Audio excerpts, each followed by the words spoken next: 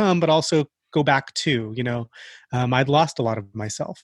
And we were like, well, wait a second. We like each other again. Well, let's not fall into these same patterns. Is this eating ice cream? Is this just a little bit of ice cream as you described it? And we said, well, no, we need a better plan. We can't just eat ice cream all the time. And we can't just, we can't sit and say, now everything's okay and just coexist. Dory 1, this is Fire Team Delta. Dad's coming home. Welcome to the Military Veteran Dad Podcast, where it is our mission to bring every dad home. I am your host, Ben Cloy. I'm a United States Marine veteran, husband, and a father. We will bring authentic conversations to inspire action in your life so we can close the gap between the dad you are today and the dad you want to be tomorrow. This is the Military Veteran Dad Podcast. Welcome back to episode 59 of the Military Veteran Dad. And today is 1 week from the official day that I found out that I lost my job.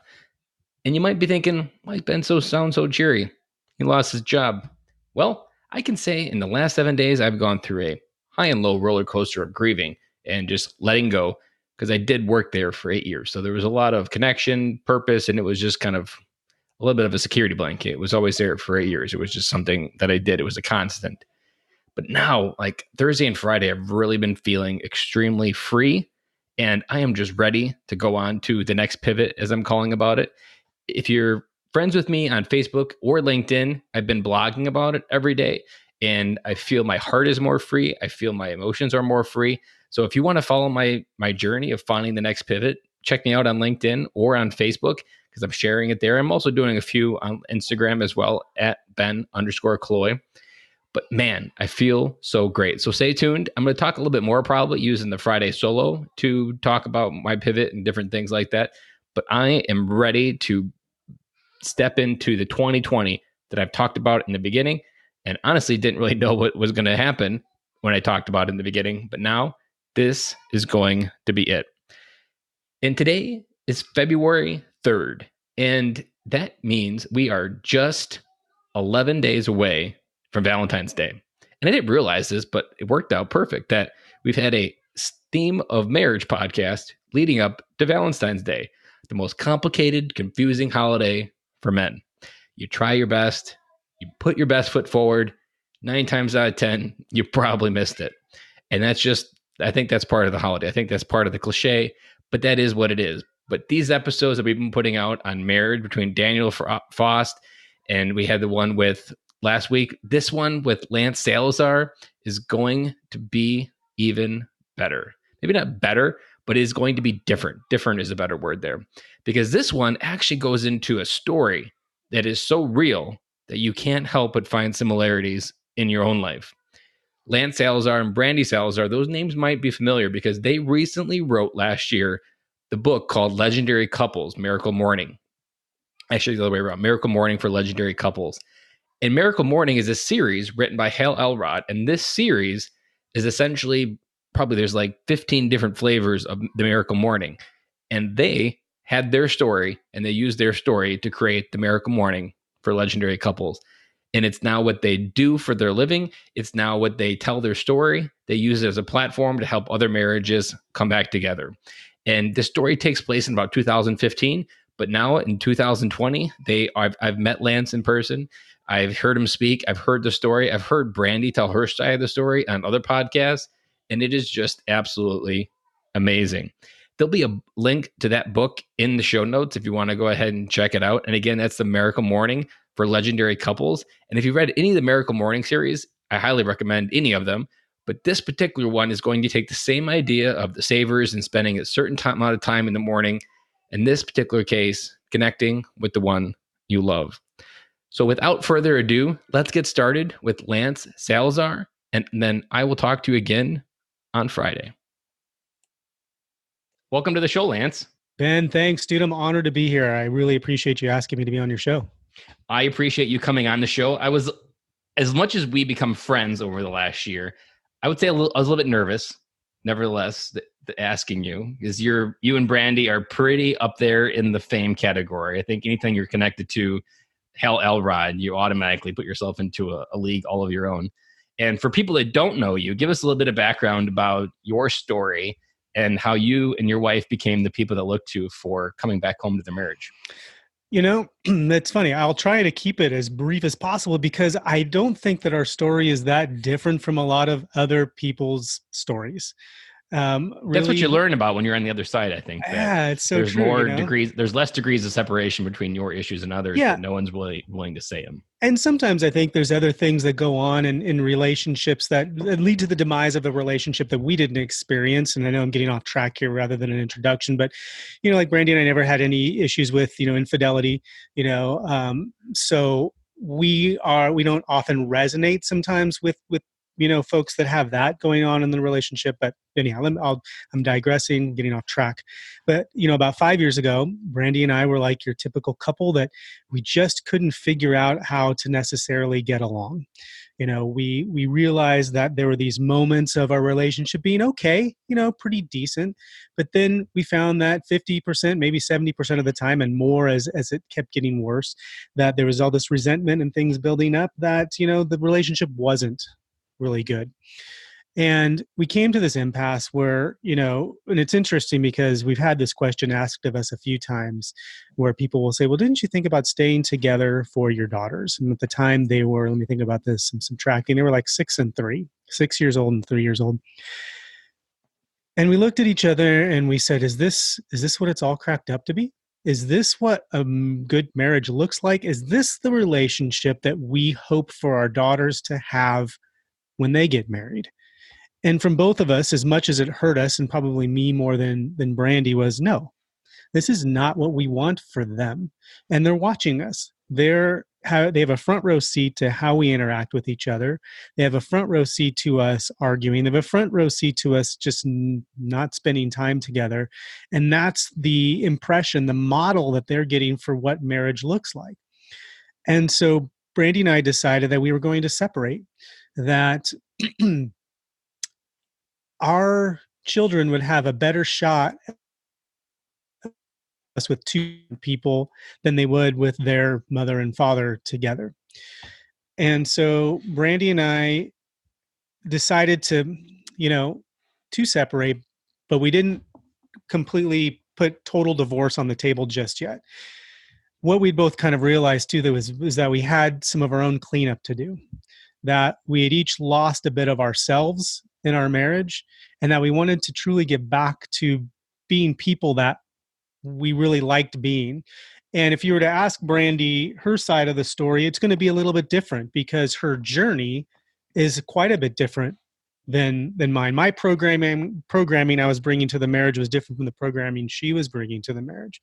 But what I recognized, Ben, was in that moment that I didn't like who I was.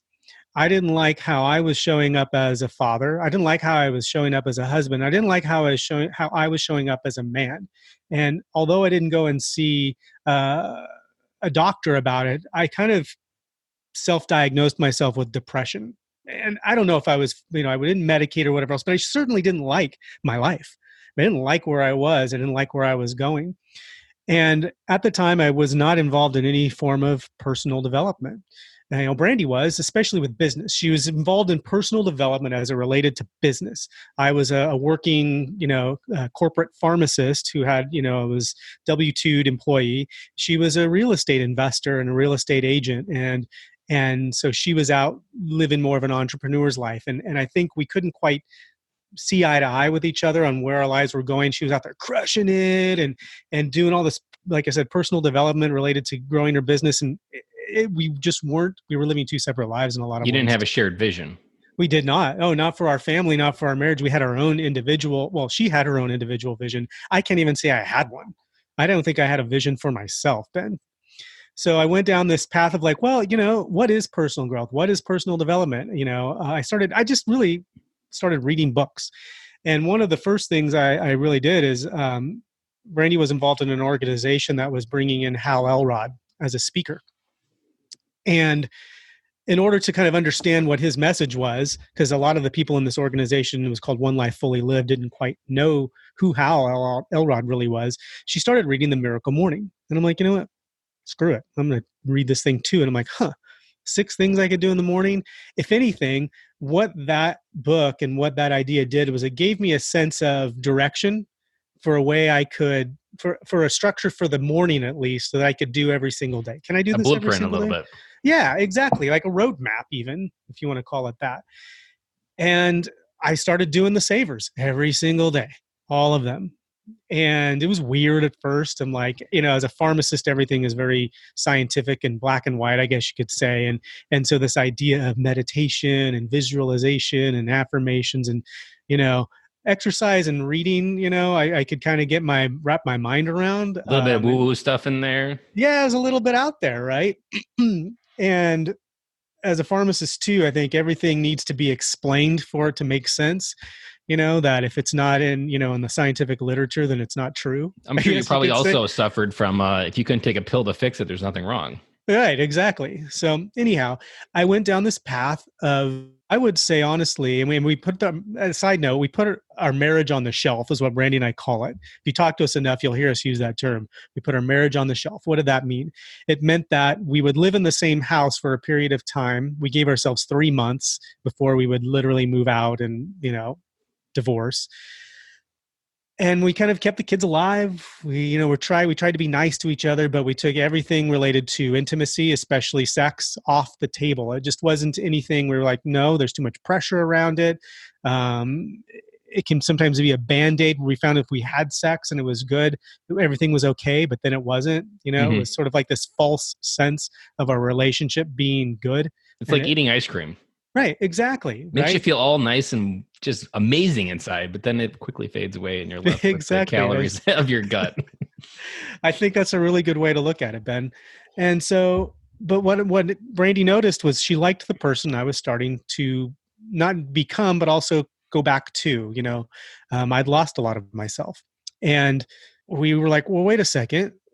We like each other again. Well, let's not fall into these same patterns. Is this eating ice cream? Is this just a little bit of ice cream as you described it?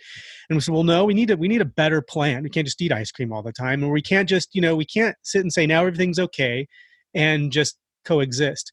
We decided we were going to do something radically different. And we decided we were going to take like business principles and health principles and say, what do we want this marriage to look like? What do we want to be doing in this marriage so that it can be, this vision? Like if you want to lose 50 pounds, for example, you can't just sit on the couch and will yourself to do that.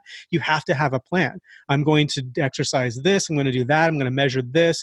If that's not working, I'm going to pivot and do this. And we took those exact principles to our marriage. It sounds a little bit rigid, but man, it really brought a lot of clarity and direction, which is a huge thing I think a lot of couples miss, is the idea of direction in your relationship.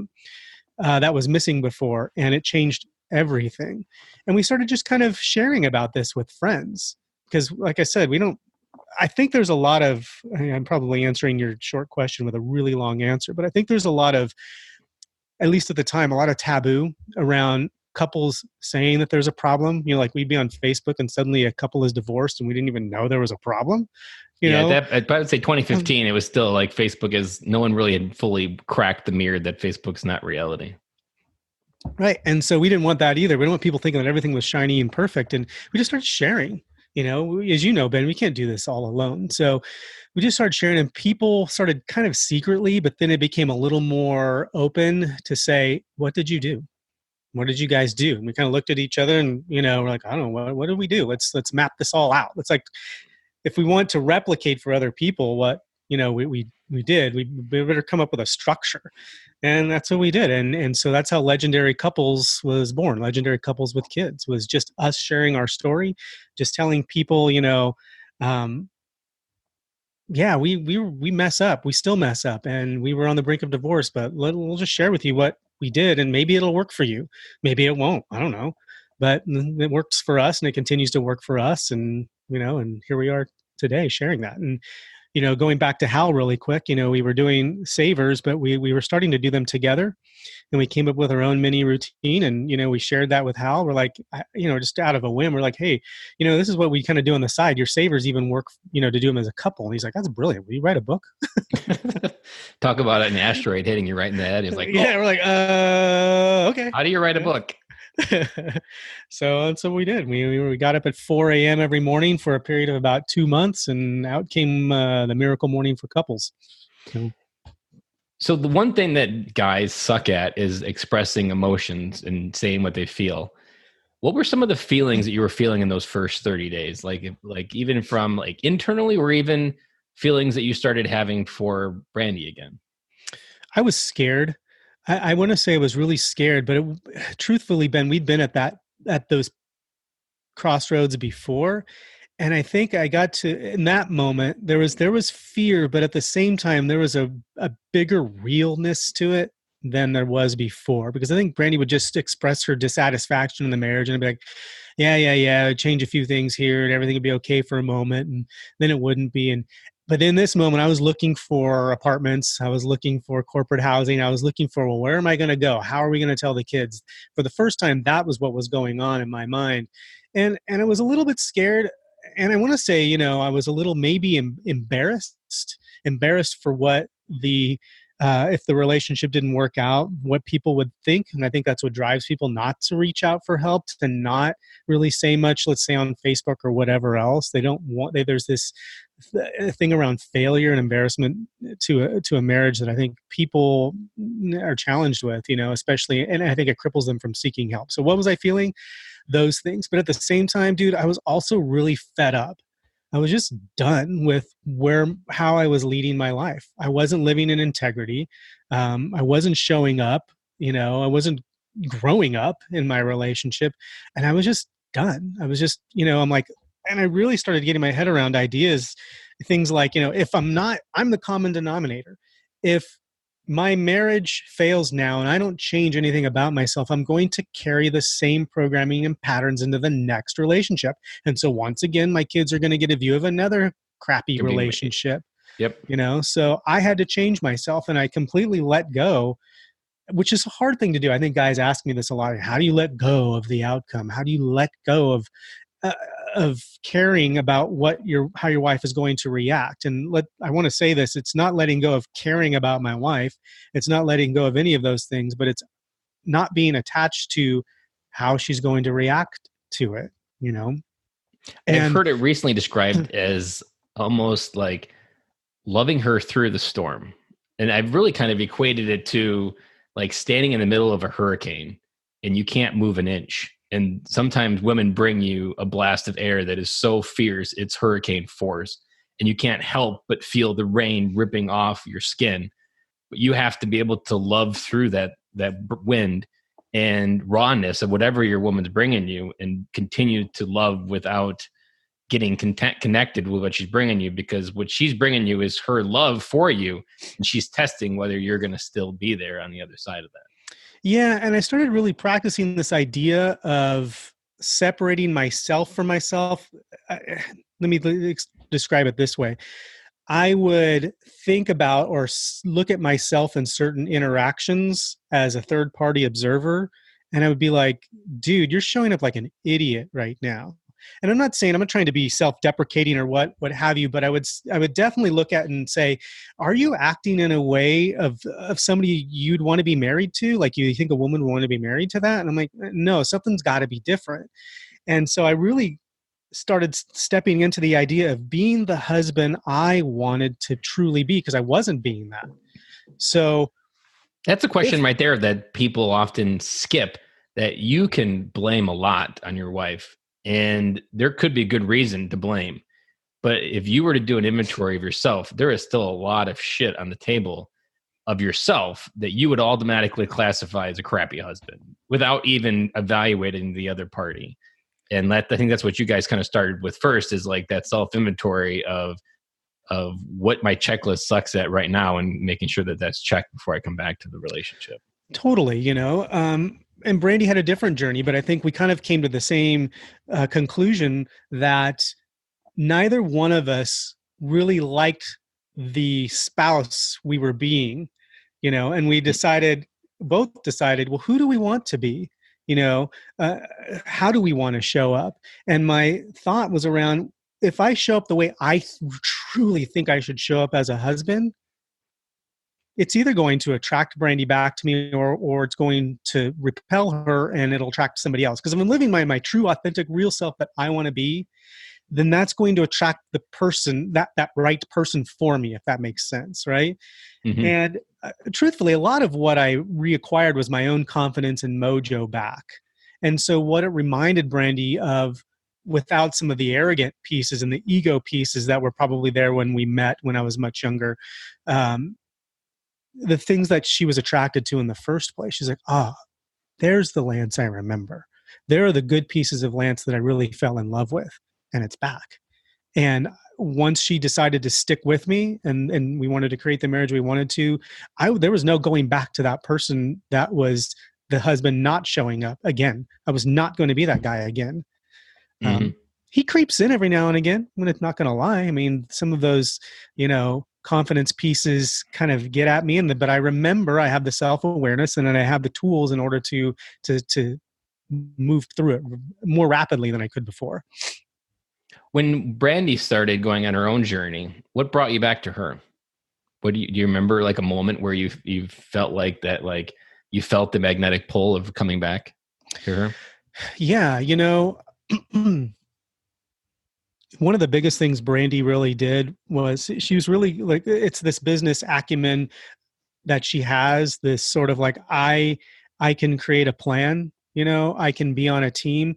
A lot of it had to do with including me, if that makes sense, was this sort of sense of like, I like you again. I really, I like this new Lance, but let's be a team and let's move forward. And, there's definitely more of like this, if it makes any sense, there was more of this high-fiving coming out of her than there was, prior to. I think, her journey was much more like, I'm crushing it at work, but when I come home, my husband sucks, my kids are sucking, and I just want to go back to work. I want to go back to where people really, celebrate me. She didn't feel celebrated in the home. So I think a lot of it just came from the fact that she didn't want to give up. I would say she made the first moves toward wanting to stick it out than I did, because I was in a lot of ways just sort of like, okay, unattached, right? I had this sort of unattached, I'm going to be the husband I think I should be. And if she comes back, great. If not. And so it was more of an attraction than it was of her being attracted to me than it was for me I never lost attraction, I would say, for Brandy, if that makes sense. I thought she had some very masculine qualities. I think she started to sink into her feminine more, and she does that today. She really studies, feminine ideas. She's very driven, but at the same time, back then she was much more just hard edged. This is how it's going to be. Heavily driven. It's my way or the highway. And I think she started to let me lead. She started to let me, she was emasculating me before. And now she was allowing me to lead more, to be my more masculine, authentic self. And she was leaning into her feminine more as well. You had mentioned that you were kind of closed off. And this is essentially, I think, every classic military man, because we're trying to keep our emotions on lockdown because they'll get us killed. What was your journey like opening up your heart? Yeah. So while I'm not in the military, my father was a drill instructor in the Marine Corps. Oh, perfect. So yeah, right. And I think there was a lot of programming he gave me. Now I know why I've always gotten along with you. What's interesting about a guy who was a DI, he was down at MCRD in San Diego, down Balboa, and spent a lot of time at Pendleton when I was young. He never pushed me into going into the Marine Corps, which is interesting. He never once said, you should go into the military. I always found that so interesting from a guy that actually makes Marines. Yeah, I remember, this is a total side story, but I remember sitting on the toilet as a kid, everyone had magazines. Now we just have our phones and we get on the toilet and we get on our phones. And everyone had the basket of magazines, at the toilet back in the, late 70s, 80s. I was born in 73, so I'm 46. He had all like these Marine Corps magazines by the toilet with like guns and tanks, and it was, I forget what, at the Marine Corps Digest is what I think it was, to be honest. Military Times or Marine Corps Times? No, I think it was called the Marine Corps Digest back then. I don't know. Yeah, I don't know. I'm guessing this is somewhere like 1983, 84. I remember this most clearly. And so there was definitely this programming that he gave me around, militaristically living in. When things just don't work out, meh, you just kind of move on. And I did get a little closed off sometimes. Additionally, just go back to my own program. My mom was killed in a car accident when I was 20, and I think I got this sort of sense of like life is short, whatever, not to get too close to people because they just die. And Yeah, why relive that pain again? yeah, so Did your dad uh, create a safe space for you to feel anything, or was it not safe to express something? Like, did he get upset if uh, you were crying when you were maybe like 8? no, Like, not really. Uh-uh. I don't remember that from him. That doesn't mean he wasn't a loving father. He actually was, very supportive. He was very encouraging. He gave me a lot of great life lessons that I still reflect on today. But he definitely wasn't the nurturing, like my mother was. My mother was that. When she passed away, I definitely saw more of a side of my father that I hadn't seen before. It was weird to see him cry when my mom died. He cried. I can't say I actually ever saw him cry. I've only seen my Um, dad cry maybe once, and it was when my grandmother died. It was yeah. So, and then plus I was a pharmacist unconventionally in an ICU. So I would see people die all the time in my job. The one I met Brandy in, it was just like, oh, one of our patients died today and put him in a body bag. It was just part of my job. And so I was definitely kind of walled off a lot. I would say from day one. Even my children used to say, Daddy, I've never seen you cry. Now they see me cry all the time. It's crazy. So, and I my love daughter it. will often look back at me. What were we watching? We were watching a Disney movie. I can't think. Maybe it'll come to me. But they look back at me and like Lillian was like, "Daddy, why are you crying?" And I was like, "Damn, busted." Yeah, no, and the ability to feel like that, I think, has been one of the greatest gifts that I've been given over the last few years. For my children to be able to see that, for them to know it's okay to do that, and truthfully, it draws Brandy and I closer. I think she actually really appreciates seeing me actually emote. If that makes some Mm. sense. Yep. So, Did you find that gift was there from your mom and dad, and you suppressed it, or was that something you kind of had to tap in and self create a little bit? I think I had to self create it, to be honest with you. I think there's a bit of my mom that helped me with that, but I don't know. And that's a good question, Ben. I'm not really sure. I'm not certain. I think Brandy brought a lot of it out of me. And honestly, dude, it's interesting. Helping people with their relationships has helped me. I actually, when one of the first things I really wanted to do rather than help people with their marriages was to be a health coach. I actually have a certification in integrative nutrition. I have a health coaching certification I've never used, because as a pharmacist, I really thought that I could do something different, and helping people with their health and and above and beyond. This was my own ego. I felt above and beyond what typical health coaches have because I have a doctorate degree in pharmacology, that I can sort of relate to that and have more of an expertise in Both coaching edges of because the of, sword. right. But here's the crazy thing, dude. Sure, I could help somebody with cardiovascular disease, diabetes, all of these other things I've been trained to know how to treat, not just from a pharmacologic perspective, but from, diet, exercise, everything else, I can't feel that. I can't feel that because I don't know what it's like.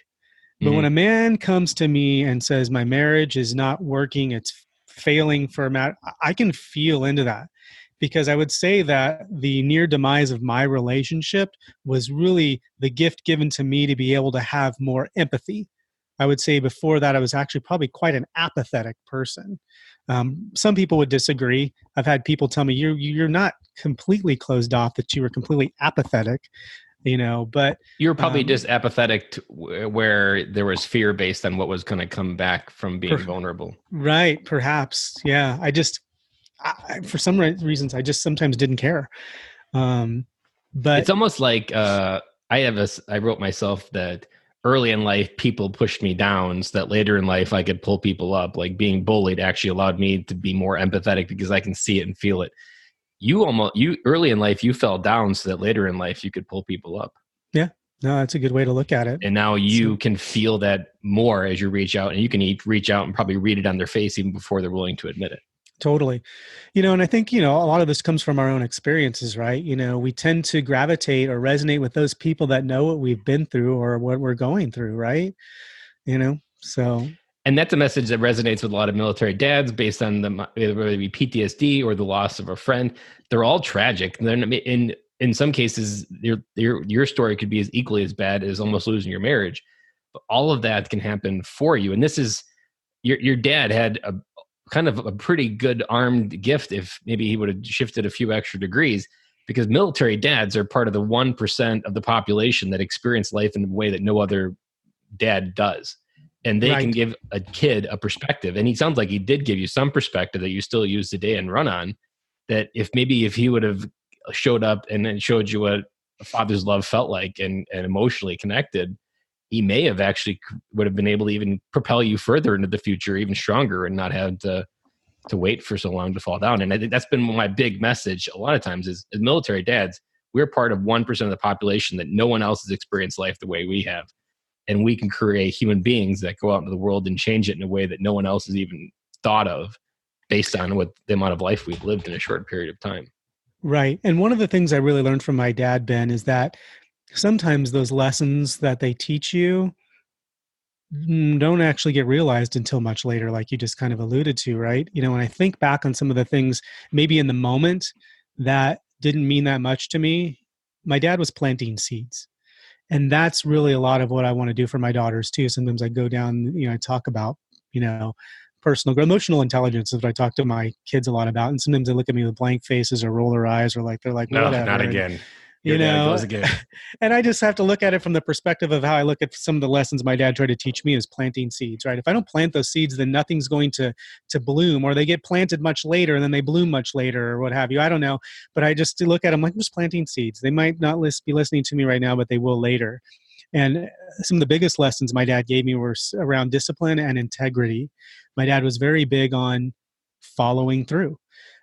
Do what you say you're going to do. And I would say that I actually kind of repelled that and lacked that, especially early on in my When you're marriage. in your rebellious phase. Yeah, maybe my rebellious phase of being married. Initially, Brandy was always, even before we got married, had this challenge with me around following through, and then I started to really reflect, on the lessons that my father, gave me around integrity. It's like if you say you're going to do something, you freaking do it, man. Yeah, You're going to your do it. word is your bond, and when your name is on something, that should mean something. And I've often liked to describe our military past, our military experience, as like a thousand wrench snap-on toolbox. That there are so many things that happen to us, especially even if it's like Iraq or Afghanistan or battle or war. There are wrenches in that box that is like working on a car that has one purpose for one spot, one nut, and you'll never know until you have to take that nut off, and you're like, oh damn, that's what that nut was supposed to be. That wrench was there for. And that's kind of like when you use what happens in your life is just another wrench in that box for a moment in time. And then that wrench will get used and you're like, damn, that wrench has been there for. My dad on the farm says the same thing. There's a pipe that he'll save since like 1978. Something will break and he'll pull it out of the scrap yard and been like, well, it's a good thing I held on to that for 30 years because now it just saved my ass. Right. When he got to weld something back together. One of the things I've also learned about my dad too, is that he's actually for, being a former drill instructor, he's quite thoughtful, but it's in a way that's very, I don't know, it doesn't come with a lot of words. It comes usually in very Stoicness. thoughtful gifts, really. Like what he does now is he doesn't really buy my daughters any gifts. He will write them letters about what I was like as a kid and send them pictures, old pictures. Or one time I remember he came to visit us and we were walking down the street with the girls to go to the park. And I introduced him to some neighbors that happened to be out. And I don't know how we got on the subject, but we were talking about games as a kid. And we talked about how we loved to play Stratego together when I was little. My dad used to always want to play Stratego with me. And I loved playing that with him. We bonded over chess and Stratego. And about a week later, he had sourced an old Stratego board game from like the late 70s off of eBay and had it sent directly to me. It was all kind of dilapidated a little bit, but it had all the pieces and it was the exact version that I had as a kid with him. And it didn't say anything. There's nothing, no note, no nothing. It was just open it up and there was Stratego. And I knew exactly what he was talking about, that conversation we had with the neighbors. So Is he yeah. still alive today? He is, yeah. He's still alive. He's actually quite young. He's 67. Oh, So, so you got a lot more years, hopefully, to to hang see out with. random wisdom and see his daughters grow up and Exactly. or his granddaughters So, grow up. I like kind of the sidetrack we took there where we were reflecting on your dad, because, and you probably haven't used it in a lot in your talks, but there's a lot of who you are, those wrenches in your toolbox helped you get through what you went through. And I think that's what often is missed when you're in those heat of marriage problems, is you can feel like, is this a fork in the road or is this part of the path? And do I need to make a left turn and maybe end it? Or is this part of me growing and just continuing to use what life has happened for me and how it can propel me forward? And in a lot of ways, when you recommitted to go, you started really peeling back all the wrenches that you had given in your life and making sure that you were tuned up and operating correctly. Yeah, that's a good point, Ben. And I think one of the things that's in what has changed for me too as well is I have huge analysis paralysis. So that when I come to that fork in the road, I'm trying to determine, am I going left? Am I going right? Is it a three-pronged fork? Am I going far right, middle right? And I'll sit there and I won't move forward or you didn't use to move forward because I wasn't sure which path to take. And what I've learned is that sometimes it's okay to just try one of the paths.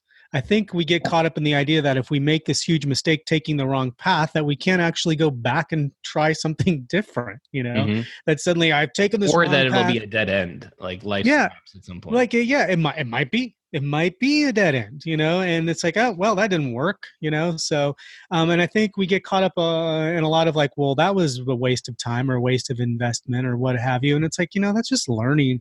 That's just part of the path. And I think sometimes the wrong path can be part of the path, that we can reevaluate, we can pivot, we can try something different, you know, and cut our losses and say, well, that just didn't work. And Brandy and I do a lot of that in our marriage. We used to call ourselves like relationship guinea pigs. We just got into this, like, well, let's try this. Let's see if this works. Well, that didn't work. Well, let's throw that out. Or we'd even keep it around and say, it might work for different couples. That might be something that, might work for them, but that just didn't work for us. So let's just try something different. And we've been okay with that. Been okay with just trying different things and being okay when things aren't working, to just then try something different that just might work. It's like the concept of throwing like 100 ideas at the wall and one will stick. If you're not even throwing the ideas at the wall, then nothing's going to stick. Or the Gretzky, if you miss 100% of the shots you don't take, right? Just do something, try it, give it a shot. Mm-hmm. And that's been a big change for me, is to not sit and stand in paralysis because I don't know which way to go. What do you do when you need that jolt? I feel like your answer is going to be running, but I'm wondering what your answer would be. Yeah. You mean like when I need to get into when you're stuck and you need to decide to take action versus stand still. It is running for me, to be honest with you. I've had some of my best ideas while running, in fact. And it could be anything for anybody. But what I do is I actually keep my phone with me. And when something sparks, I actually stop. I'll stop running and I'll be out of breath, but I'll leave a voice memo for myself. Because what I also learned, prior to that, was that so many times I'd get these great ideas and I'd be done with the run. I'm like, what was that idea again? What was that? And I wouldn't remember and I'd be irritated with myself. But yeah, for me, it's running. For some people I know, like, they like work, if they would like to work on cars, I think there's something in doing something you actually enjoy doing, to get going back to juices. When you start finding yourself, then you start finding the mechanisms to figure out how to move forward. And when you reconnect with who you are and just get in that space where you can truly feel anything you need to feel, that's often where the most clarity comes from. Let's pivot to a different direction. So military spouses have to learn how to do life without their husband for months at a time. And they accept it, they sign on for it, but they have to learn how to live without their husband there. And then they have to figure out how to reintegrate that process. When and that's kind of sounds like Brandy she was really able to do a lot without you. Like you probably didn't feel like you even really needed to be there. You might have probably maybe even felt in the way. And a lot of dads coming back home to their marriages would often feel the same way. When you think about trying to reconnect with someone that is in that masculine mode out of survival, which a military spouse is, what would you want a dad to listen to of like, what does that woman need to kind of switch out of it? Maybe they don't have any issues. Maybe they just naturally need to turn the flames up again? What's the ways that you've discovered in your Well, the best way I can probably equate this might be even from a relationship that where the spouses are together but a bit disconnected, is to just get to know each other again. You might think you really know each other, but there's a good chance that if the husband's been away for a while, that he doesn't really know his wife as well as he or she may have life kept evolved and going? yeah, and she may have evolved and changed, and there's no shame in going back through the process of courting and dating again. Brandy and I found that after 10 years of marriage that we had evolved, and it was fun. I get sidestepping. I get a few guys that'll be like, I feel disconnected from my wife. How can we have conversations around being more vulnerable? And I will say, don't do that right away. Don't jump from being disconnected into being, trying to be super vulnerable with each other and having these deep conversations about where the relationship is going. Keep it easy, keep it light. We would Mm. ask each other questions like, well, tell me about the most important, or not important, the most embarrassing moment, in your life as a kid. Or we'd go back through old stories. And it was weird that I found that there were some things she had never shared with me before and vice versa. So I don't know if that's exact. I It just, is, I just, and there's a word that I don't know if it's I just created it, but I discovered it in my own head last month. I was talking to a Navy SEAL, and it kind of hit me through what we were talking about. That really what you need is kind of an empathy bridge to rebuild and to be able to cross it on each other and meet each other in the middle on top of the bridge. But you're at both different parts of your life, especially because her life kept going. Your life, it went in a completely different direction because you were fighting a war, and you need to discover what life was like while you were gone. But you don't want to pull out the heavy stuff. You just really want curiosity. But by kind of doing that, you create that bridge to meet each other, and then you can start going forward again together. yeah, I do think there just needs to be a time and space for just connecting, being simple again, before it gets too heavy. Because I think that heaviness, especially when you've been apart for so long, it creates a lot of pressure. Mm-hmm. It creates a lot of, this artificial demand, if you want to call it that, where you're feeling as though you've got to make the puzzle pieces fit, and then you're discouraged when they don't right away. And if you just go through the path of just getting to know each other again and keeping simple conversation simple, to me that becomes the practice for the deeper conversations, the more intimate conversations down the road. It's a 10-pound barbell at the gym. You don't go right to the Right. 80 pounds when you're trying to lift it. You're You start with right. the ones, and if you keep doing the reps, the 10, you can go to the 20 and then the 30. Yeah. And I think, with this comes the idea of patience. you know the things aren't going to turn around overnight, and you've probably seen this in the alliance, buddy, is that a lot of guys will be like, oh, well, I've been in the alliance, I've been working in this dad's group for 2 weeks, and my wife isn't changing, she hasn't seen the benefit of it. I'm like, dude, you've got years of not being connected. You're not going to turn it around overnight. Be patient, stay the course, and all the little things add up after. It's a compound effect. I mean, some of the great things aren't realized right away. Then they take all of these little deposits, as small as they might be, even just talking about whatever during folding laundry together. You might like this analogy. I heard it recently in a podcast that brushing your teeth on a single day does absolutely nothing for the health of your teeth. But brushing your teeth daily over your life allows you a clean, healthy mouth. And another similar way to relate it to is sending your wife one text once a month does nothing each day. If you do it every day over time, that will compound and Yeah. create a better relationship. There's a lot of events that absolutely mean nothing by themselves, but compounded, like brushing your teeth, can completely change how your teeth look over time. Absolutely. You're totally right. And when, a lot of the things I did early on to make my marriage more strong were little simple habits of, I would put, Brandy wanted to kiss more. She expressed that.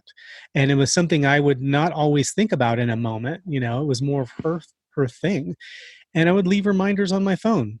ping, kiss Brandy, ping, and I'd have to dismiss it once I did it, and I would do this, I think I did it 3 times a day, and all those things add up and they actually become habitual. They don't have to track them anymore. There's no harm in, I think a lot of people are like, well, that's unromantic, that you have to remind yourself to kiss your wife. I'm like, sure, but I'm trying to build a new muscle, Yeah, that's you know? 2019. That's just taking advantage of technology to allow me to do it quicker, faster, and cheaper. Yeah, exactly. And I even told her, I'm like, look, I'm setting these reminders to kiss you. It doesn't mean I don't want to. It's just that sometimes my head might be somewhere else, and this pulls me back into, recognizing what it is you desire in this relationship. And by golly, I desire it too. It just becomes, I had to make it more second nature by making it something I had to track at Mhm. first. So Yep. I like that. And it's doing a lot of just the simple things, but also when you start doing those, that's when you start to create the polarity that starts attracting you back to each other. Because then you start to feel something when that kiss, and then your brain starts liking it like a dopamine. oh, And so yeah, then you yeah. start getting your dopamine from your wife instead of Facebook or work or that email or that praise or that beer with your coworkers after work. You start to get what you really need. Your human needs get fulfilled in ways that fuel your life versus um, distracting and just pulling you and getting you from somewhere that's no different than eating a bowl of ice cream and then feeling guilty afterwards. Yeah, absolutely.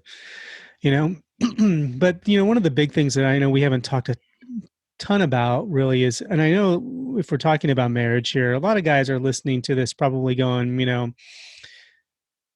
we're at a point where I can't even think about kissing my wife or whatever else. And again, it goes back to that, you got to work on you. And I know it gets cliched and thrown around so much, to work on yourself, but working on yourself is working on your marriage. It is working on your fatherhood. It's that oxygen mask theory of, and I have those 3 guiding lights. When I started my personal development journey, because there might be guys listening to this that don't read a lot or personal growth books, and um, there are all these ideas that flooded in, but and I know you've heard me talk about these, that the 3 that I still use them today is, I've got to also remember to create my own happiness, so that I only have control over myself. And this is a big one in parenting now for me, is my kids start to irritate me. Well, I'm irritated because I can't control them, uh, and that attachment leads to suffering.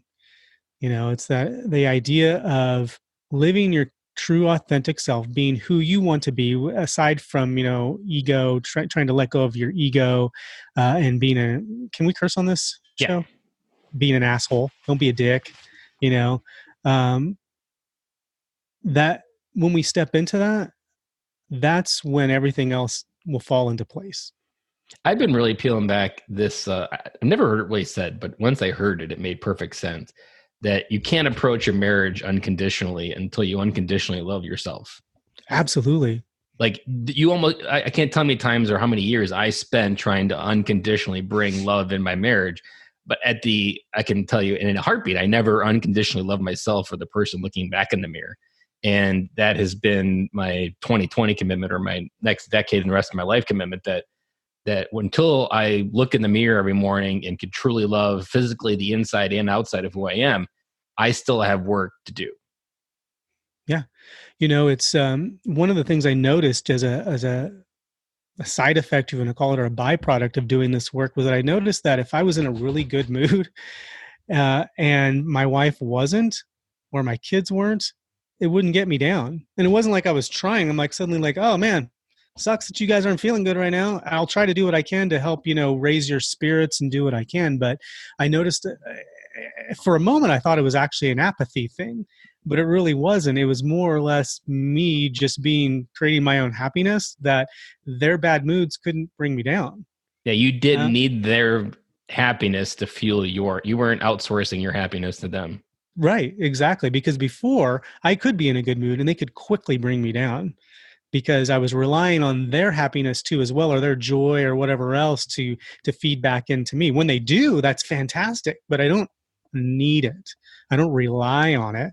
I try to create those things for myself, because, like you just said, you have to truly love yourself, before you can really give that love into other people. We've talked a lot of Unconditionally, without expectation. unconditionally, right? Without the expectation. It's the like David Dida's way of the superior man. The 3 stages of relationships. The first one being, and he has these terms for them that I forget, but the first one being, what can this relationship give me?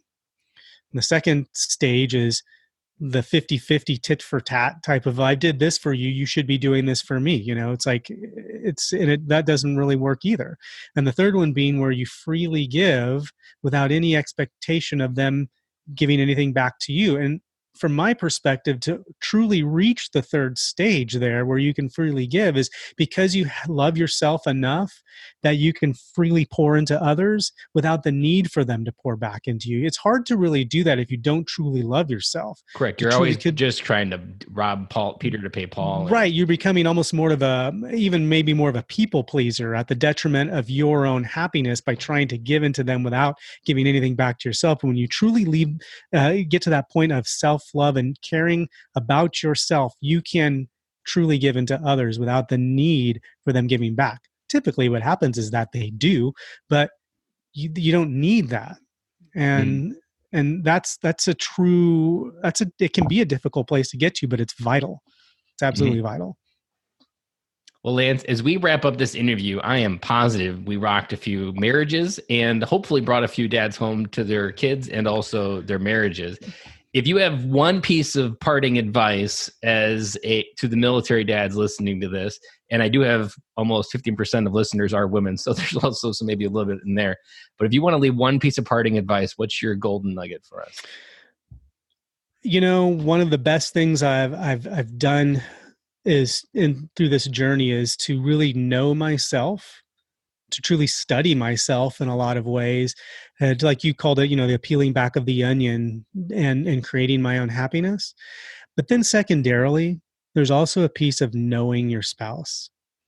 We didn't talk about this much on the call, but one of the greatest things I did too as well was to study my wife. I've heard it said to get a PhD in your wife. Yeah, get a PhD in your wife. Know what makes her tick. I started reading books and asking her questions and being super curious. And, because I started to really love myself, I wanted to pour into her in a way that felt good to her, right? I didn't want to just do the wrong things. I wanted hey, what lights you up now?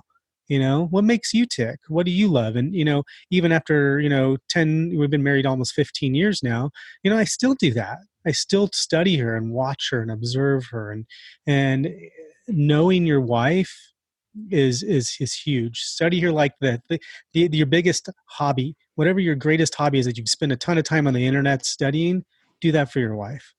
And prioritize it. I recently, I don't know how many episodes ago, but there's only one commitment that goes to your death, and that's the commitment to your spouse. Every other commitment is temporary. The commitment to your kids are going to leave the house, your career, everything else is temporary except the commitment to your spouse. And a large portion of marriages in the world, not just the United States, have that priority and that commitment not switched in the right priority. Yeah. And I found that when I get down about other things, as long as my relationship with Brandy is rock solid, man, I can move through those negative feelings very easily, simply because I've invested into the study of Brandy. I've invested, I've prioritized that because, like you just said, that's the one commitment in my life that means more to me than any other, is the one that I've made to her. Yeah. So, yeah. Well, I really appreciated this conversation, Lance, and I am definitely looking into get it out in the airwaves. And thank you for giving us your time this afternoon. Dude, Ben, hey, thanks, buddy. I really appreciate being on the show. And like I said, I'm truly honored to be a part of it. And yeah, thank you. That's a wrap. And thank you for listening to today's show. And I really hope you enjoyed it. The lifeblood of any new podcast are the reviews. If you haven't reviewed the podcast yet on iTunes, I would really appreciate it. And you will help us get the message out to even more military veteran dads. As John Maxwell says, if there is hope in the future, there is power in the present. Dads, it's time to come home.